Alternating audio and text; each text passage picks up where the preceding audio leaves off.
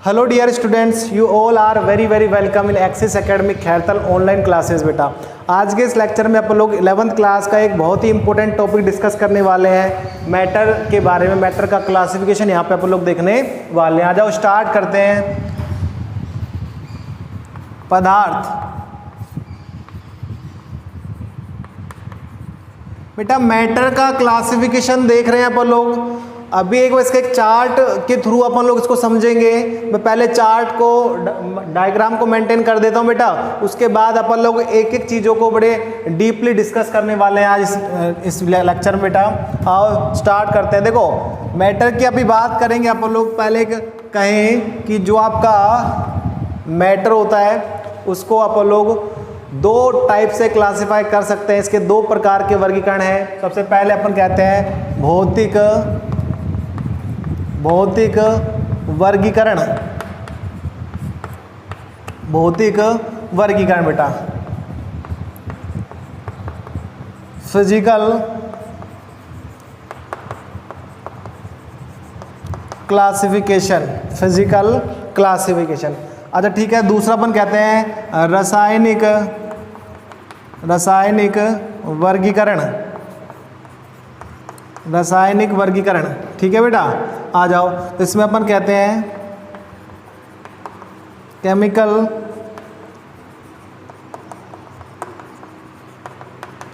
Classification. हो गया बेटा तक का। चलो ठीक है, एक बार सुनना। फिजिकल क्लासिफिकेशन की अपन बात करें, फिजिकल प्रॉपर्टीज के बेसिस पे देखें अपन लोग, तो आपका जो मैटर है उसको मेनली 3 पार्ट्स में अपन लोग डिवाइड करते हैं। वो पार्ट्स कौन कौन से हैं आ जाओ बात करते हैं। देखो सुनना, ठोस, सॉलिड, ठीक है बेटा। दूसरा अपन का द्रव, लिक्विड्स, ठीक है बेटा। और तीसरा अपन लोग कहते हैं गैस। क्या? गैस। तो ये लो आ जाओ अपन तीसरा का गैस।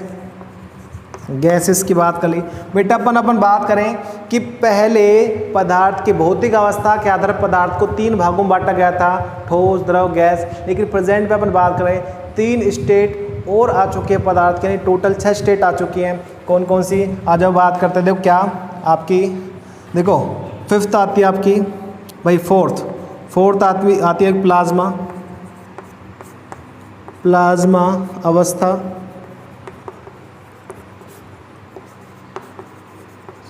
प्लाज्मा स्टेट, ठीक है बेटा। 5वीं अपन बात करें, या आपने सबने सुना है BEC, Bose Einstein condensate state. और एक और बात करते हैं छठा, ये लो FC, फर्मोनिक कंडेंसेट स्टेट। इस तरीके से आपकी टोटल कितने स्टेट आ गई। फिजिकल क्लासिफिकेशन में अपन का पदार्थ को 6 पार्ट्स में डिवाइड किया, ठोस, द्रव, गैस और plasma state, Bose Einstein condensate state और आपका क्या फर्मोनिक स्टेट बेटा। हो गया तक की बात। अब बात करते हैं केमिकल क्लासिफिकेशन की। तो केमिकल क्लासिफिकेशन में आप लोग देखते हैं, आ जाओ।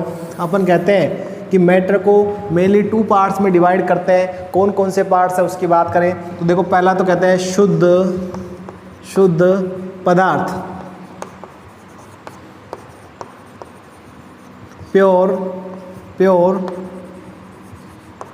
मैटर। ठीक है बेटा तक की बात। और दूसरा अपन कहते हैं क्या, मिक्सचर।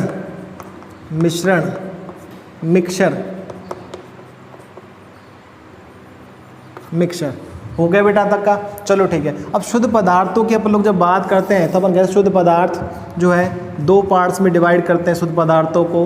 वो पार्ट कौन कौन से हैं आ जाओ। सबसे पहला कहते हैं अपन लोग तत्व। क्या कहते हैं? तत्व,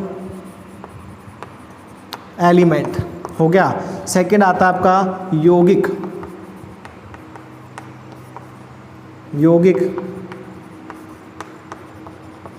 कंपाउंड। हो गया बेटा।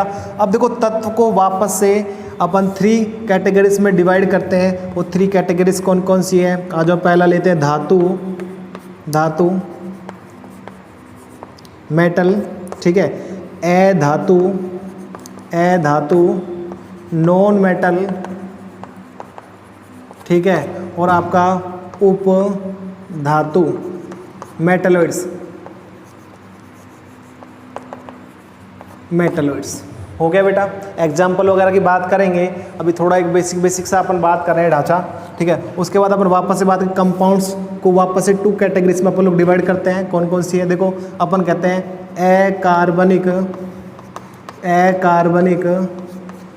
अकार्बनिक यौगिक, आ जाओ, इनऑर्गेनिक कंपाउंड्स,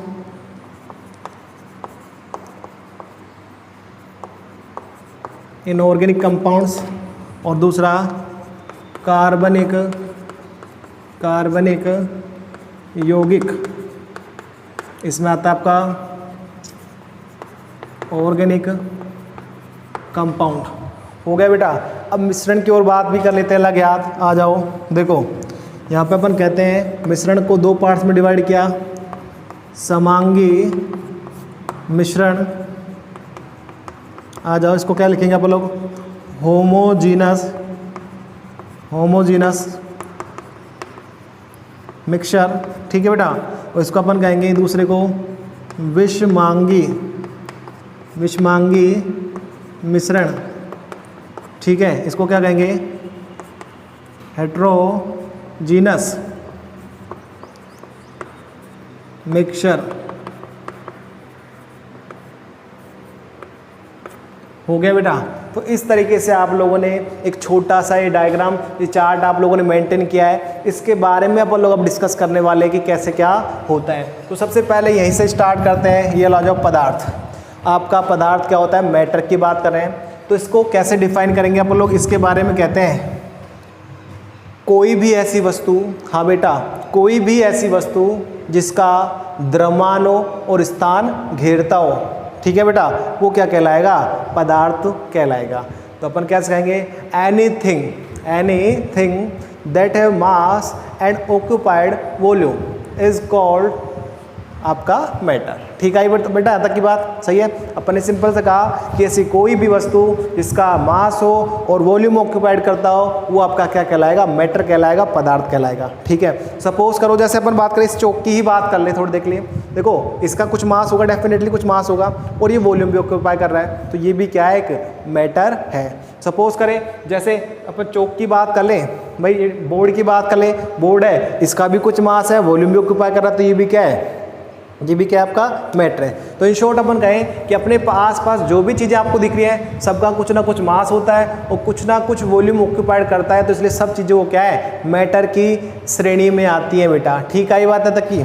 तो अपन ने यहाँ पे मैटर आपका क्लियर हुआ, ठीक। अब उसके बाद अपन कहते हैं कि दो बेसिस पे अपन इसका क्लासिफिकेशन कर सकते हैं, फिजिकल प्रॉपर्टीज़ के बेसिस पे और दूसरा केमिकल प्रॉपर्टीज़ के बेसिस पे। तो अपन ने 2 क्लासिफिकेशन अलग अलग दे दिए, 2 अलग अलग दे दिए। इधर का फिजिकल क्लासिफिकेशन, इधर का कैसा आ गया, केमिकल क्लासिफिकेशन आपका आ गया है, ठीक है। अब देखो सुनना एक बार ध्यान से बेटा, मैं क्या कर रहा हूँ कि फिजिकल क्लासिफिकेशन में अपन ने कहा कि मेन में तो अपन ने 3 ही बताए बेटा, उसके बाद अपन ने क्या किए, 3 और बता दिए बेटा। तो सुनना मैं क्या कर रहा हूँ कि फिजिकल क्लासिफिकेशन में मैटर्स को 3 पार्ट्स में, मेनली 3 पार्ट्स में डिवाइड किया गया था। कौन कौन सा, सॉलिड, लिक्विड और गैस।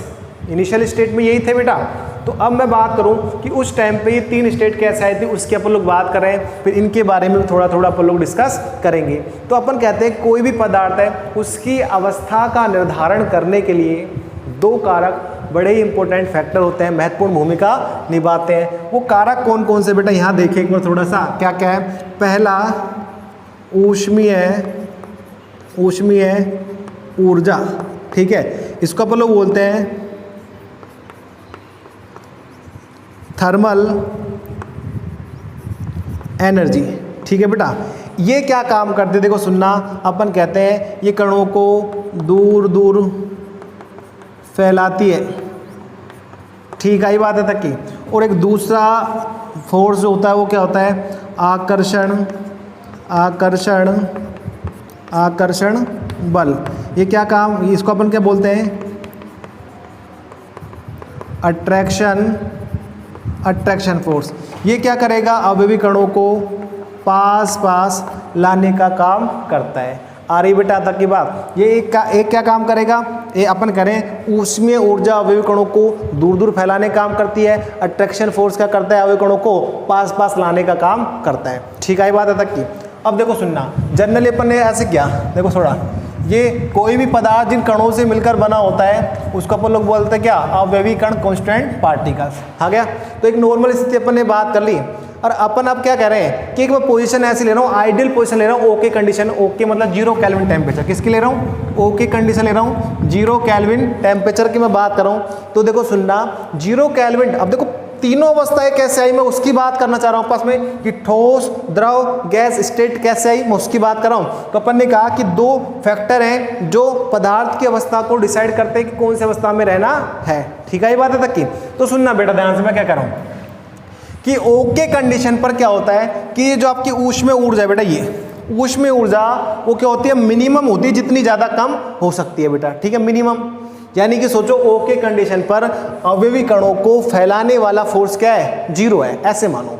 ठीक है, और ये आकर्षण बल है, अट्रैक्शन फोर्स, पास लाने वाला जो फोर्स है वो क्या होगा, वो क्या है, मैक्सिमम है। यानी कि सोचो इस ओके कंडीशन पर दूर फैलाने वाला फोर्स क्या है, 0, और पास लाने वाला क्या है, मैक्सिमम। तो ये कण कैसे आ जाएंगे बताओ कंडीशन पे, ये ऐसे आ जाएंगे क्या, बताओ मुझे ध्यान से एक बार देख करके, ये ऐसे ही बैठ जाएंगे बिल्कुल, ये हाँ भाई बिल्कुल ऐसे बैठ जाएंगे। तो ये जो कंडीशन आई, ये स्टेट जो बनी, उसको अपन लोग क्या नाम देंगे फिर उस स्थिति में, ये आपका आ गया सॉलिड स्टेट। आई बात है तक की। तो अपन कहेंगे इस पोजीशन में सॉलिड स्टेट को अपन ऐसे भी डिफाइन कर सकते हैं कि इस स्टेट में जो थर्मल एनर्जी होती है, थर्मल एनर्जी वो क्या होती है, मिनिमम होती है, और अट्रैक्शन फोर्स क्या होता है, मैक्सिमम होता है। इस पोजीशन में इनके बीच में मैक्सिमम अट्रैक्शन फोर्स वर्क करता है, और अपन कहते हैं ये जो बीच में जो गैप दिख रहा है आपको बोलते हैं इंटरस्टिशियल स्पेस बोलते हैं, अंतराकाश स्पेस को बोलते हैं, वो क्या रहता है, सबसे कम इसके अंदर रहता है। ठीक है, अब देखो सुनना बेटा, मैं क्या कर रहा हूँ, टेम्परेचर को इंक्रीज कर रहा हूँ, क्या कर रहा हूँ, इंक्रीज कर रहा हूँ, और टेम्परेचर इंक्रीज करूंगा तो सुनना, नाम से पता चला ऊष्मीय ऊर्जा, थर्मल है, टेम्परेचर जैसे बढ़ाएंगे तो ऊष्मीय ऊर्जा भी क्या होगी, बढ़ेगी, यानी कि दूर दूर फैलाने वाला फोर्स क्या होगा, बढ़ेगा। और एक फोर्स फैला रहा है, एक कलेक्ट कर रहा है, एक दूसरे का अपोजिट है, तो जब फैलाने वाला फोर्स बढ़ रहा है तो पास लाने वाला फोर्स क्या होगा, घटेगा। नॉर्मल सी बात है, वो घटेगा। तो अपन कहेंगे उस स्थिति में, मैंने कहा थोड़ा सा टेम्परेचर बढ़ाया, मैंने क्या करा, मैंने थोड़ा सा टेम्परेचर बढ़ाता हूं मैं, अगर टेम्परेचर मैंने थोड़ा सा बढ़ाया तो फिर उस पोजीशन में क्या था, ऐसी कुछ एक अवस्था आपके पास में निकल करके आती है बेटा, देखना ऐसी निकल के आएगी। ठीक है, और इस अवस्था में देखिए कांस्टेंट पार्टिकल के बीच का जो स्थान है वो थोड़ा सा बढ़ गया है। ठीक है, अट्रैक्शन फोर्स यहाँ पे वर्क कर रहा है लेकिन इतना ज्यादा नहीं कर रहा। तो यहाँ पे इस पोजीशन में इसमें जो अंतर आया, तो ये अंतर वाली जो स्टेट है इसको इन्होंने साइंटिस्टों ने क्या नाम दिया, द्रव अवस्था, लिक्विड स्टेट आपका नाम दे दिया बेटा।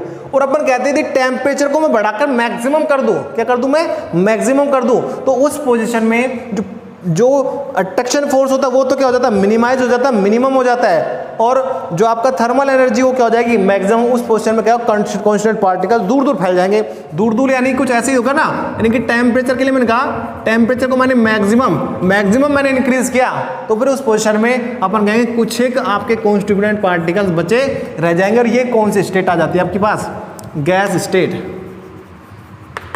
स्टेट आपके पास में आ जाती है। इस तरीके से अपन कहते हैं साइंटिस्टों ने आपका अनुमान लगाया कि भाई सॉलिड, गैस और भाई आपका लिक्विड स्टेट कैसे निकल करके आते हैं। हो गया बेटा आपकी बात, ये मेन सी की बात हो गई। उसके बाद अपन लोग बात करें कि भाई प्लाज्मा स्टेट है वो कैसे, तो अपन कहते हैं कि प्लाज्मा स्टेट एक ऐसी नॉर्मल कंडीशन में तो मिलने वाली है नहीं, इसलिए अपने सामान्य में को लिया ही नहीं। इसमें क्या होता है, जैसे कि ये बल्ब वगैरह होता है, मतलब लट्टू बात करें, या फिर सूर्य कह दो, चंद्रमा कह दो, तारों का चमकना, सूर्य की जो चमक होती है, रोशनी, तो ये सारी क्या प्लाज्मा अवस्था कारण अपन को तारे टिमटिमाते दिखाई देते हैं। और स्पेसिफिक जो लट्टू में चमक निकल के आती है वो प्लाज्मा अवस्था के कारण आती है। तो अपन कह दो कि जब अपन लोग भाई बात करें बल्ब की बात करो, बल्ब में जैसे इलेक्ट्रिसिटी फ्लो करते हैं, तो जो बल्ब के अंदर जो गैस भरी होती है, जैसे N2 गैस भरे, F2 गैस भरे, O2 गैस करे, तो वो क्या आयोनाइज हो जाती है, और आयोनाइज होकर के एक आयनिक अवस्था बनाती है, ये विशेष चमकीली होती है, चमकीली अवस्था बनती है, और इस चमकीली अवस्था को अपन लोग क्या बोलते हैं, प्लाज्मा स्टेट बोलते हैं। अब देखो बाकी की दो स्टेट है वो साइंस कंडेंसेट अवस्था, हार्मोनिक स्टेट है, इनके बारे में ज़्यादा कुछ खास पता नहीं, लेकिन अपन ऐसा कह सकते हैं कि एक दूसरे से रिलेटेड है। इसके लिए साइंटिस्टों ने क्या कहा तीनों ने, बोस, आइंस्टीन और कंडरसेंट ने, इन्होंने कहा कि यदि हम हवा जो है, हवा के घनत्व के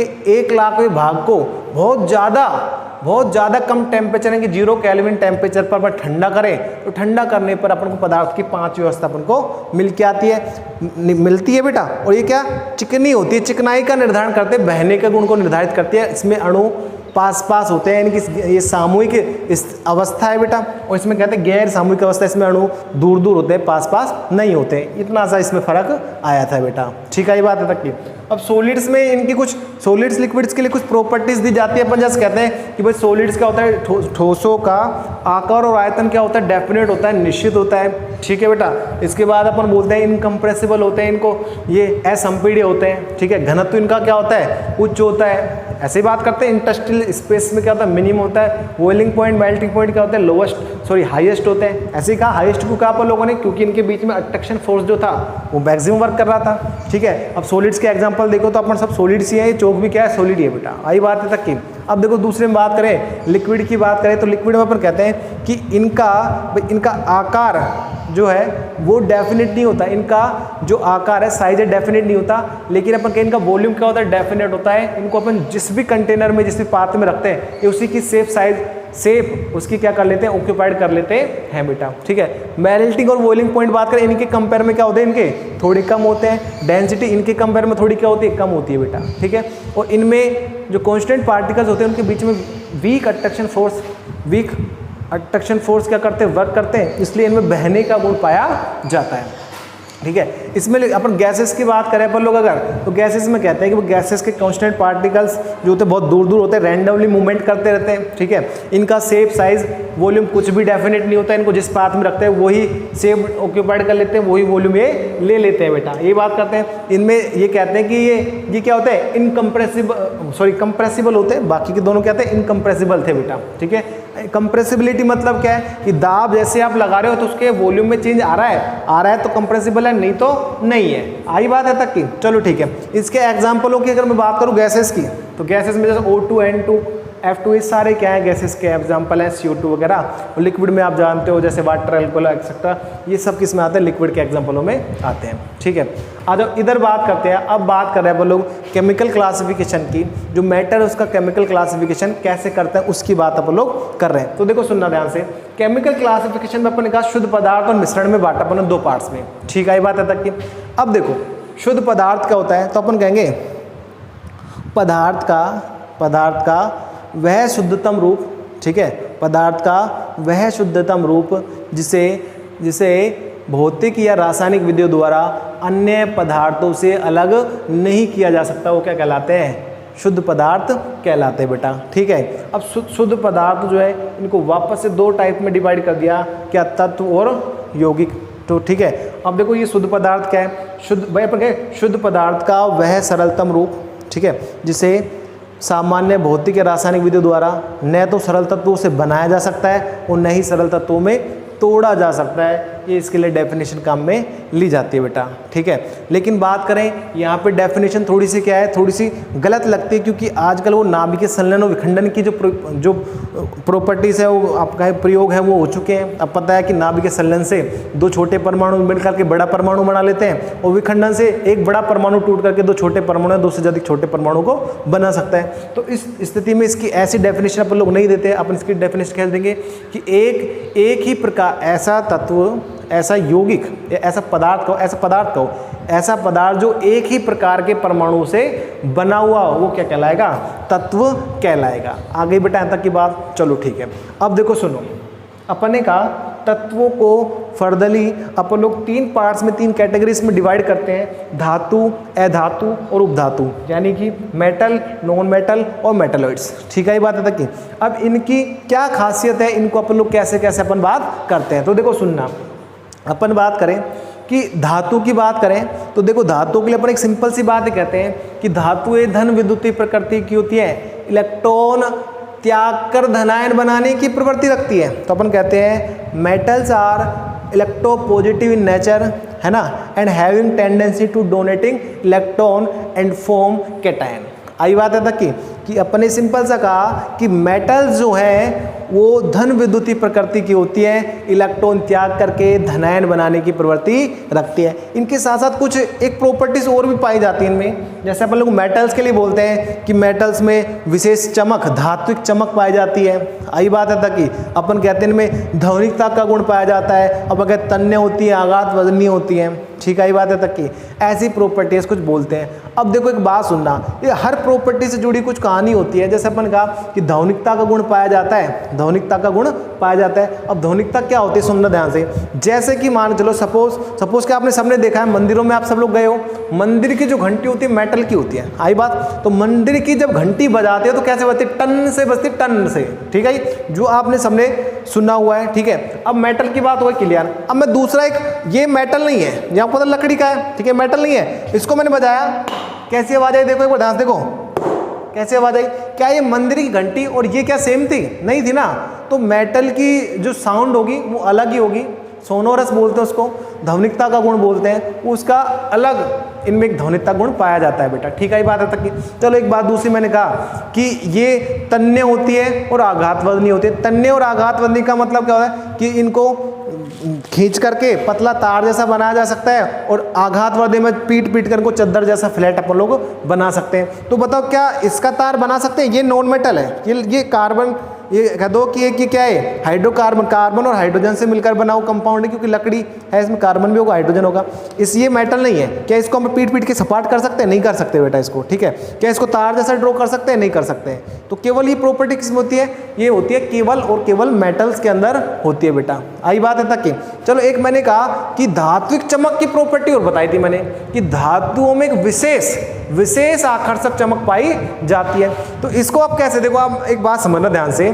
जैसे अपन लोग कहे, आपने ऐसी कुछ वारदातें सुनी होगी सबने कि भाई जैसे चैन तोड़ करके चोर ले जाते हैं, कानों के कुंडल जो होते हैं उपाड़ करके, तोड़ करके, खींच करके ले जाते हैं। तो ये चैन के ब्रेसलेट वगैरह ये सब ले जाते हैं बेटा, क्लियर। कौन चोर तो समझ जाते हैं हाँ भाई ये चोरी का करना है नहीं करना। आपने कभी ऐसा सुना है कि किसी का कभी कभी ऐसे हो रहा है आर्टिफिशियल और आ जाते हैं आभूषण, जैसे सोने के जैसे लगते हैं लेकिन वो सोने के होते हैं, 150 रुपए खूब मिल जाते हैं चेन वगैरह। तो कभी ऐसा किसी ने सुना है क्या कि किसी की जो एक डुप्लीकेट जो चेन थी सोने की जैसी दिखने में, वो चोरी हो गई, किसी ने तोड़ के ले गया चोर उसको? कभी नहीं सुना होगा। क्यों? क्योंकि चोरों को जो अपन कहें धात्विक चमक है, जैसे सोने की जो चमक है उसकी पहचान होती है, चांदी की जो चमक उसकी पहचान होती है। आ रही बात है तक की। तो उस चमक को, विशेष को पहचान करके वो कंफर्म कर लेते हैं कि हाँ भाई ये सोना है या नहीं है, चांदी है या नहीं है। इस तरीके से इनकी कुछ प्रॉपर्टीज आपकी ली जाती है। एक बात अपन ये भी कहते हैं कि धातुएं जो होती है वो ताप और विद्युत की सुचालक होती है। क्या कहते हैं? धातुएं ताप और विद्युत की सुचालक होती है। अब इसका और एक बार लॉजिक अपन समझे कि ताप और विद्युत की सुचालक क्या है। तो देखो सुनना, विद्युत का तो आप समझते हो कि आपके पास दो टर्मिनल है, प्लस और माइनस। अगर मान लो प्लस लगाया माइनस लगाया, ठीक है, यहाँ पे लगा दिया, और इस सिरे के आप हाथ लगा के देखो, अगर मजा आए तो समझाना चालक है और नहीं मजा आए तो समझाना क्या है, कुछ चालक। आ रही बात समझ? बिल्कुल हाँ भाई, मजा आए तो समझाना चालक है, नहीं तो नहीं चालक। हो गई बात है तक की। अच्छा दूसरी बात करते हैं अपने ताप के सुचालक का। अब ताप के सुचालक का अर्थ क्या है? ताप की सुचालक है यानी इसका अर्थ ये है कि जैसे आप लोगों ने देखा होगा कि जैसे सब्जी बनाने वाले चमचे होते हैं, तो चमचे को एक साइड अपन सब्जी बन रही है उसको रखा हुआ है, तो अपने देखो जैसे कभी उसको मिलाते हैं तो चमचे को अपन लोग नीचे से गर्म करें, ऊपर थोड़ी ना करें, वो चमचा ऊपर से भी गर्म हो जाता है। यानी कि सपोज करो कि मैंने फायर ही जला रखी है, आग जला रखी है, और मेरे पास मेटेलिक रोड है, इसको गर्म करूंगा तो ये सिरा अपने आप क्या हो जाएगा, गर्म हो जाएगा। ये प्रॉपर्टी क्या होती है? विद्युत का और ताप का चालकता का गुण ये बताती है, ठीक है। इसके एग्जाम्पलों में अपन देखें तो कुछ भी जैसे कि आपका सोडियम हो गया, पोटेशियम हो गया, ठीक है, कैल्शियम हो गया, Ag, Au, Pt, ये सारे आपके क्या आते हैं? मेटल्स के केसेस में आते हैं बेटा, ठीक। उसके बाद अपन बात करते हैं किसकी? नॉन मेटल्स की बात करें, अधातु की। तो देखो एक बात सुनना, अधातु अपन कहें कि इनका जस्ट अपोजिट है। ये देखो ये क्या होती है? कहते हैं ऋण विद्युतीय प्रकृति की होती है, इलेक्ट्रॉन को ग्रहण करके ऋणायन बनाने की प्रवृत्ति रखती है। तो अपन कहेंगे non metals are electronegative in nature and having to tendency gain electrons and form anions. आई बात है तक की। तो ये बात अपन ने करा कि ये ऋण विद्युतीय प्रकृति की होती है, इलेक्ट्रॉन को ग्रहण करके ऋणायन बनाने की प्रवृत्ति रखती है। इनमें जो अपन ने प्रॉपर्टीज मेटल्स में बताया था वो इनमें प्रॉपर्टीज ऐसी नहीं होती है। एब्सेंट इनमें सोनोरस नहीं होता, ये डक्टाइल मैलिएबल नहीं होती है। आ रही बात है तक की? सही है। तो अब इनमें अपन कहते ये ताप विद्युत की सुचालक भी नहीं होती है, इनमें करंट फ्लो नहीं होता, ताप फ्लो नहीं होता। अगर बात करूँ मैं इसको जलाऊंगा यहाँ से तो जल्दी जल्दी यहाँ तक हो जाएगी, ऐसा नहीं होगा कि ये गर्म हुआ ये गर्म नहीं हुआ, खत्म हो जाएगा पूरा मामला। ठीक है, इसमें अपन लोग देखें तो एक बात और सुनो, मेटल्स जो है, मेटल्स के लिए अपन लोग बात करें, मेटल्स सारी की सारी सॉलिड स्टेट में आपको मिलेंगी। एक अपवाद होता है मरकरी या पारा, वो आपको रूम टेम्परेचर पर कैसे स्टेट में मिलता है, लिक्विड स्टेट में मिलता है, जबकि सारी मेटल्स कौन से स्टेट में मिलती है, सॉलिड स्टेट में। जबकि अपन यहाँ पे कहें अधातु में, ये अधातु ठोस द्रव गैस तीनों ही अवस्थाओं में आपको मिल सकती है। यहाँ पे अपन एग्जाम्पलों की बात करें तो जैसे आ जाओ, ये लो fluorine, chlorine, bromine, iodine, oxygen, nitrogen, fluorine, etcetera etcetera. ठीक है, अब अगर नॉन मेटल्स की बात करें तो नॉन मेटल्स ऐसे एलिमेंट्स होते हैं जिनमें मेटल और नॉन मेटल दोनों की प्रॉपर्टीज पाई जाती हैं। अपन कह देते हैं सिंपल सी लैंग्वेज में कि लो टेम्परेचर पे नॉन मेटल की तरह वर्क करते हैं और थोड़ा सा टेम्परेचर इनकी करेंगे हाई टेम्परेचर पे ये किस तरह वर्क करेंगे, ये कुछ मात्रा में मेटेलिक प्रॉपर्टीज़ को शो करते हैं बेटा। जैसे अपन इसमें एग्जाम्पल अपन लोग दे तो आ जाओ, जैसे सिलिकॉन, जर्मेनियम, आर्सेनिक, एंटीमनी, ठीक है, आर्सेनिक, एंटीमनी और एक मिनट, आर्सेनिक, एंटीमनी, टेरेलियम, पोलोनियम और बोरॉन, ये सारे किस में आते हैं, नॉन मेटलॉइड्स में आते हैं बेटा आपके। चलो ठीक है, अब अगली बात करते हैं किसकी, कंपाउंड्स की। तो कंपाउंड्स क्या होते हैं, कंपाउंड्स की बात करें अपन लोग तो अपन कहें देखो ये पदार्थ का ये भी सरलतम रूप ही है, लेकिन अपन कहें इसमें दो या दो से अधिक तत्वों को एक निश्चित अनुपात में केमिकली रासायनिक रूप से संयोग करवाने पर जो बनता है उसको क्या बोलेंगे अपन लोग, यौगिक बोलते हैं। अब एक बात और सुने, यौगिक के लिए मैं बता दूं कि यौगिक के जो गुणधर्म होंगे, हाँ भाई, यौगिक के जो गुणधर्म होंगे, निर्माणकारी जो अवयव तत्व है उनसे एकदम क्या होंगे, भिन्न होंगे। सपोज करो, देखो मैं एक छोटा सा एग्जांपल से आपको समझा दूं। जैसे कि अपन वाटर की बात करें, H2 की, आपको सबको पता है H2 है वाटर को आग बुझाने के काम में अपन लोग लेते हैं। ठीक है, अब अभी कभी सोचा आप लोगों ने भाई ये दो प्रकार के कंपाउंड से, एलिमेंट से मिलकर बना हुआ, एटम से मिलकर बना हुआ, एक तो हाइड्रोजन का और एक किसका, ऑक्सीजन का। तो H2 जो गैस है वो तो खुद ही ज्वलनशील होती है, बहुत ज़्यादा ज्वलनशील होती है बेटा, ध्यान रखना इस चीज़ को कि H2 गैस बहुत ज़्यादा ज्वलनशील प्रकृति की होती है, वायु के संपर्क में आने पर जलने लग जाती है। और O2 के लिए अपन बात करते हैं कि ये किसी भी चीज़ को जलाने में सहायक होता है। तो समझना एक बार ध्यान से, एक चीज़ ऐसी है जो बहुत ज़्यादा ज्वलनशील है, दूसरी चीज़ ऐसी है जो क्या जलाने में सहायक है, और ये क्या काम करता है, आग बुझाने का काम करता है। तो बताओ ऐसे कैसे पॉसिबल। तो अपन कहेंगे कि ये दोनों केमिकली कंबाइंड होते हैं, कंबाइंड होकर के कंपाउंड बनाते हैं, उसका नाम क्या है, H2 वाटर हो गया। तो अपन कहते हैं सिंपल सी बात क्या कि जो कंपाउंड होता है, यौगिक होता है, उसके गुणधर्म निर्माणकारी अवयव से बिल्कुल भिन्न होते हैं। तो आप मेरे हिसाब से आयो यू बेटर अंडरस्टैंड, आप समझ गए हो बेटा इस चीज़ को।